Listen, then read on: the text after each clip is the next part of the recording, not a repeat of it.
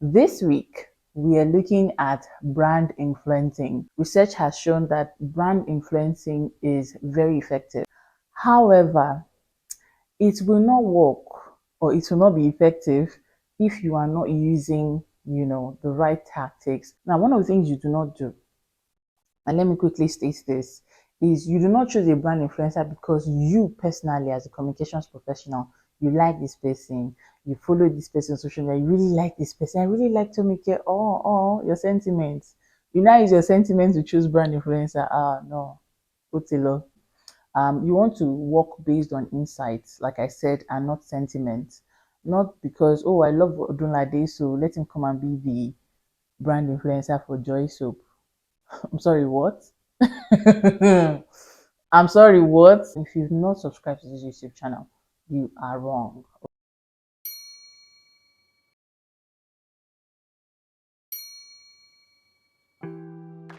Hi, you're welcome to my YouTube channel. My name is Fumi Shodipe. I'm a communication specialist and an academic who lectures mass communication in a private university here in Nigeria.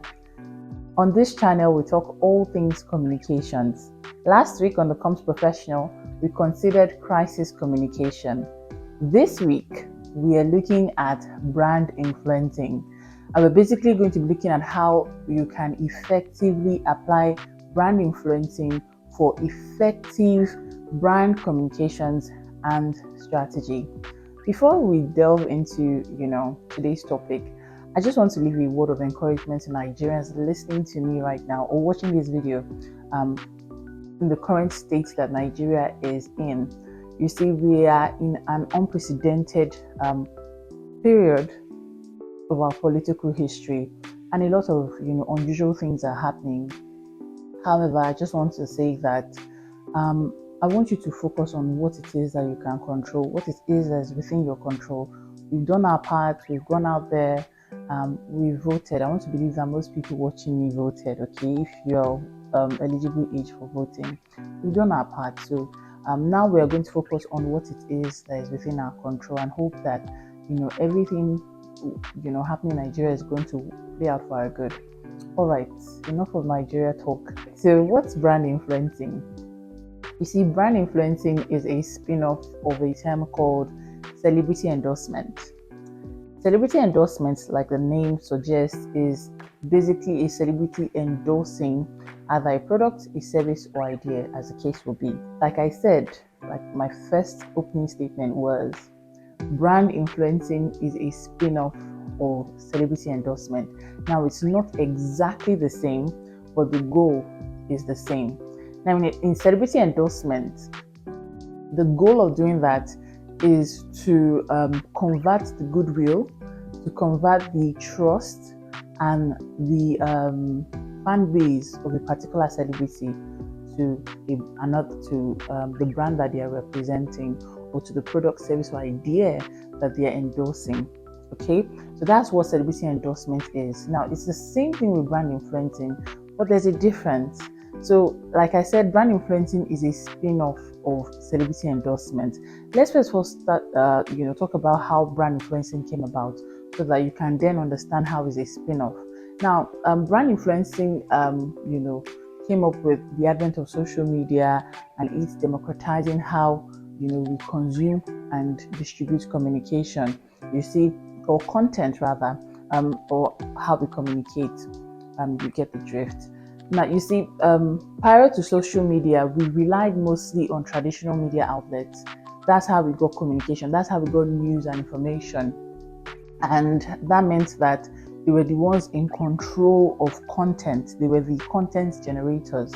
However, with the advent of internet, everyone, became, well, not everyone, but, everyone had the opportunity to become content generators.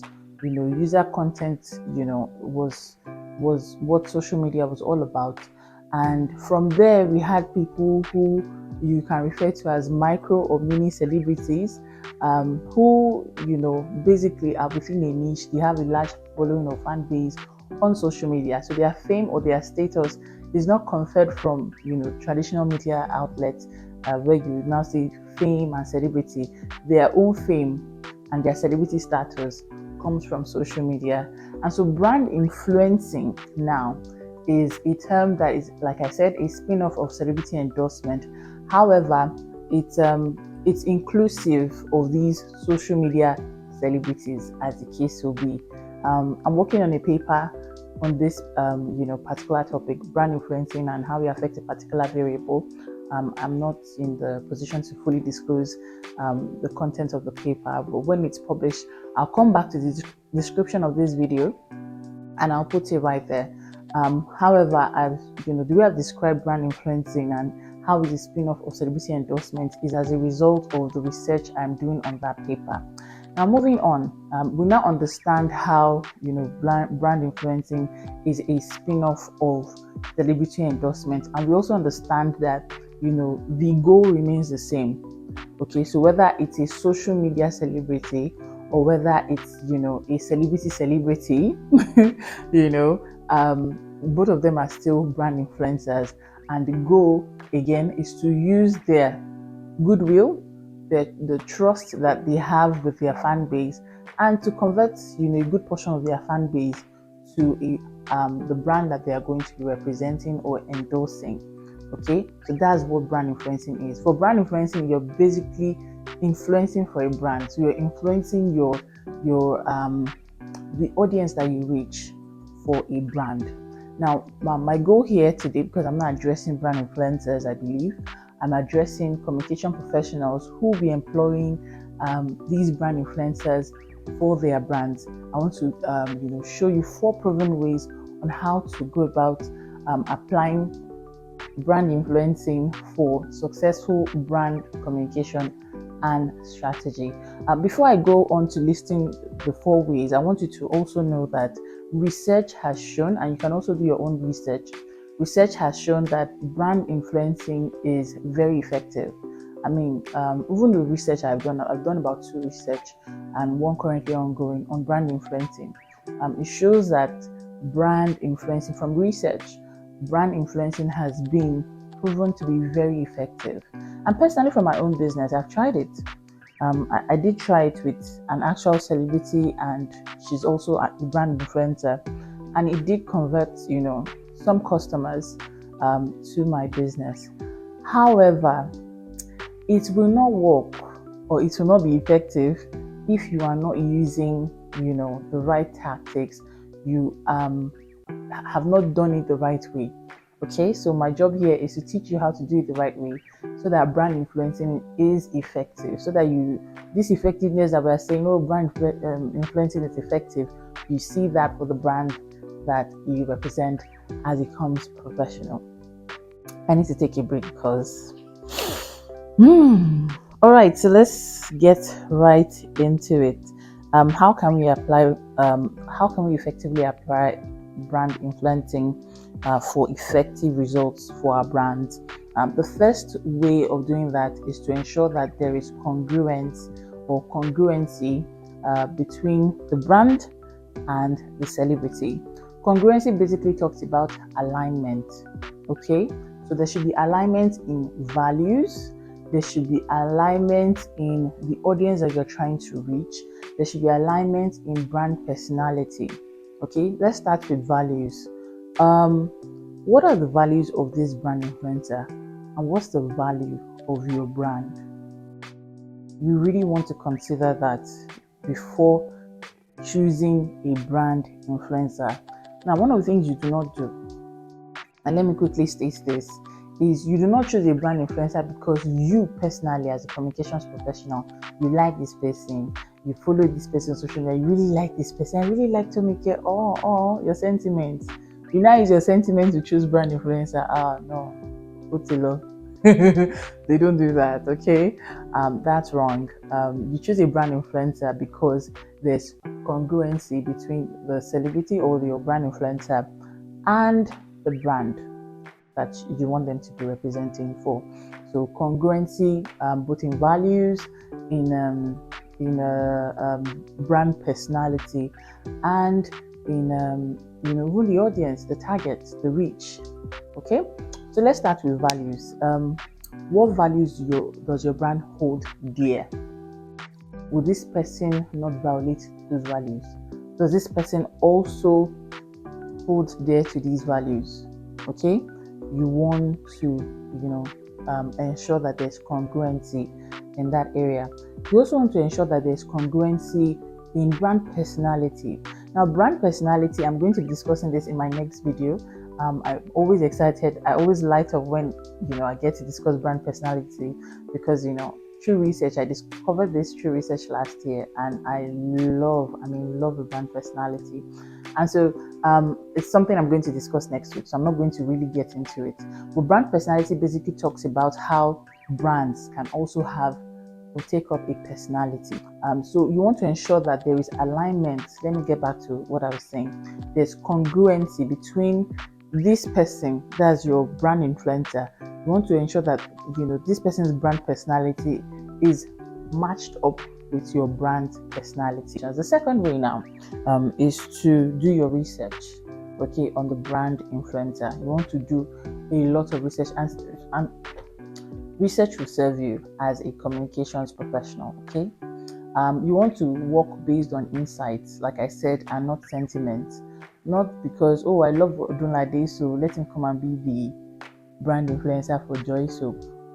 I'm sorry, what? I'm sorry, what? And you're expecting effectiveness? No. It's not going to be effective, because there's no, like I said, there's no congruency between that brand influencer. It's not that he's a bad person. It's just that it doesn't match up, okay? It doesn't match up between him and the brand that you want him to represent. There are other brands that he, Odunlade is a brand influencer, a celebrity endorser. So there are brands that he matches up to, and so for them it will be effective. But for the brand I just mentioned, which is a skincare brand for women, it will not be effective. Take it from me. Let's move on. I've mentioned that there should be congruency between the brand influencer and the brand. The second thing is you want to do your research on the brand influencer. Now, the thing with brand influencers is most times you're working based on their social media, fan base and followers. So you really want to sift through the noise. You want to be sure if they really have 1 million followers on Facebook and Instagram, and it's not bot likes and followers and all of that.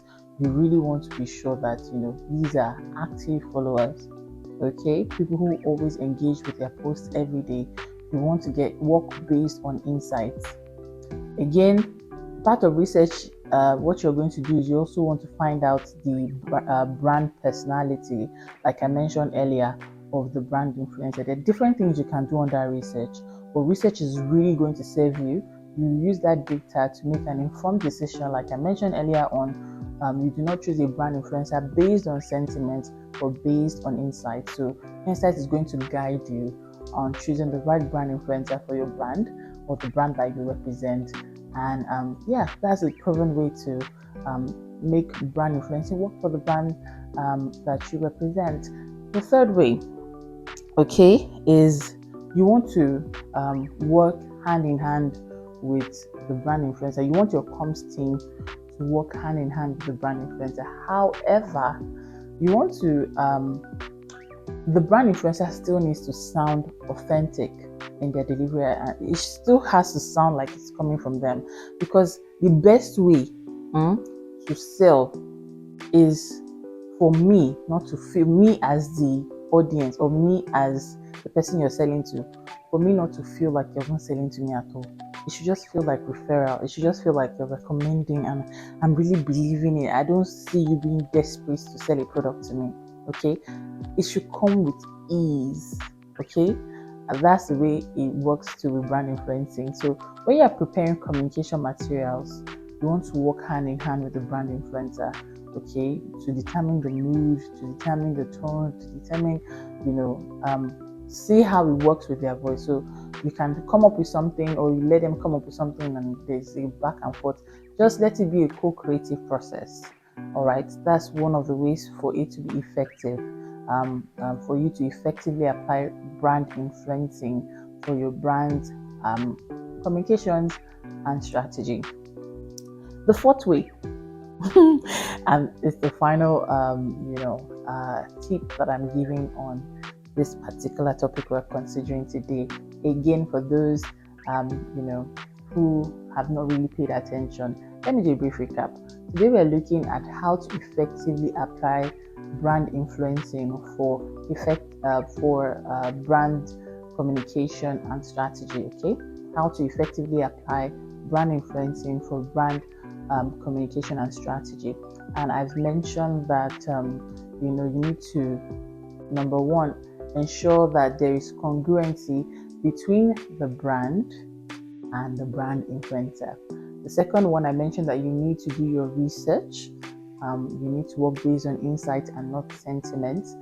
The third one, which I've mentioned, is you need to work hand in hand with the brand influencer. Okay, so your comms team from your own end, because I'm assuming I'm speaking to comms professional or professionals, is to ensure that you are not shoving your communication materials down the throat of the brand influencer and the person is just putting it out there and it doesn't sound like in their voice. You want it to sound authentic. So there has to be a co-creative process between the brand influencer and the brand communication team. Okay, so that's the third one. And now the fourth thing is you need to be proactive. Okay, so this proactiveness comes in, okay, yes, you've done your research, you've seen that there's congruency between your brand and the brand influencer. Yes, you've put out your communication materials and you're going through a co-creative process, and now this person is already influencing for your brand. The fourth thing is you have to be proactive. And what do I mean by that? Once this person starts influencing for your brand, because don't forget, brand influencing works on the premise that the brand influencer is going to convert their their goodwill, their trust, and their fan base to your brand. Like, there's going to be a transfer of attitude. So because, let me give you an example. I should have given this example of brand influencing. I hope it's not too late at this point. Yes, let me give an example. Arya Star, like her name suggests, she's a star, an Afro pop star here in Nigeria, and even internationally, she's one of the biggest names out of Navin. Imagine Arya Star being a brand influencer for Fenty Beauty, which is a cosmetic brand. Now, because she uses this brand and she, communicates on her social media that she uses and she endorses it, she encourages people to use it, her fan base will probably, want to use Fenty Beauty. However, this is where proactiveness comes in.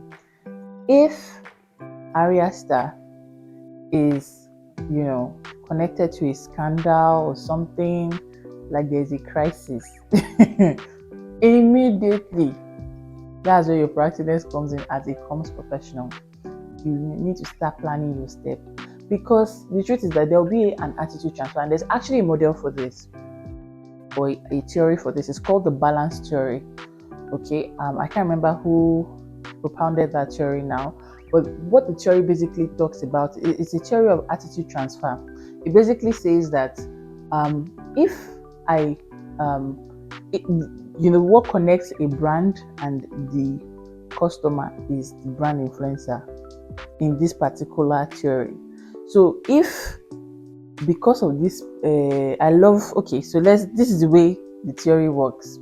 So me as a customer, I love this brand. Let's say Fenty Beauty. I love Fenty Beauty. Now, Arya Star, who I don't like, is influencing for brand for Fenty Beauty. And because I don't like Arya Star, I can transfer that my dislike for her to the brand. Okay? Or if I like Arya Star, I did not like Fenty Beauty before, or I did not know about it, but because she now recommends it, I can transfer my like for Arya Star to Fenty Beauty. You catch the drift? So that's how the theory, the balance theory works. Basically, it's a theory of attitude transfer, where from celebrity to brand, or from brand to celebrity. So here's where I'm talking about proactiveness. If Arya Star gets involved in a scandal, that attitude, and people now start to dislike her for what she's done, she's losing her fan base, it could affect your brand. So you have to be proactive to quickly deassociate your brand from, I don't want to mention her name because God forbid that she'll be in a crisis or or a scandal, but from the brand influencer who at this moment they are not portraying the values that you selected them for in the first place, and maybe you outline some of these things in your contract. You've seen that they are no longer standing for what you represent. Be proactive enough to deassociate your brand from such a brand influencer or from such a celebrity endorser, so that it does not affect your brand. If not, your brand influencing is not going to be effective. And let me give examples of top organizations that have done this. Last year, I think, people said that Kanye West was going through a midlife crisis. I don't quite agree, but that's topic for another day. And he did all sorts of things, said all sorts of things. His communication matters, okay? So brand influencers have to also be very cautious about what they put out there, because it could also affect the brands that they represent. And as of the time, I think he had created a shoe collection for Nike or Balenciaga, actually. I don't know, one of the shoe brands, and different endorsement deals. They all dropped Kanye. And his net worth dropped significantly because of his communication and because of the scandal, that he had put himself in, as a result of some of his communication activities as of the time.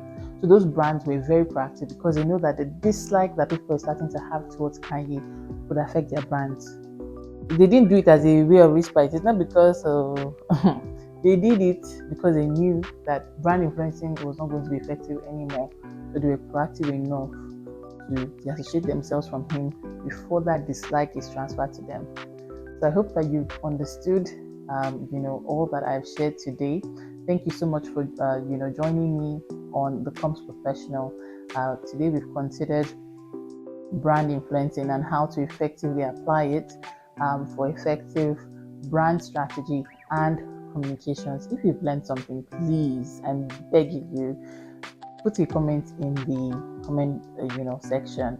Tell me what you've learned, or if you have any questions, please leave your questions, and please leave a thumb up on this video. Encourage me so that I know that I should keep doing this. And if you've not subscribed to this YouTube channel, you are wrong. Okay, go ahead and subscribe to the you know what I'm supposed to say to this YouTube channel. I'm new to all of this, so you understand. Once again, my name is Fumi Chodikwe. I'm a communications specialist and an academic who lectures mass communication in a private university here in Nigeria. Thank you so much for tuning in to The Comms Professional, and for being with me up till this time. I hope that you've learned a lot.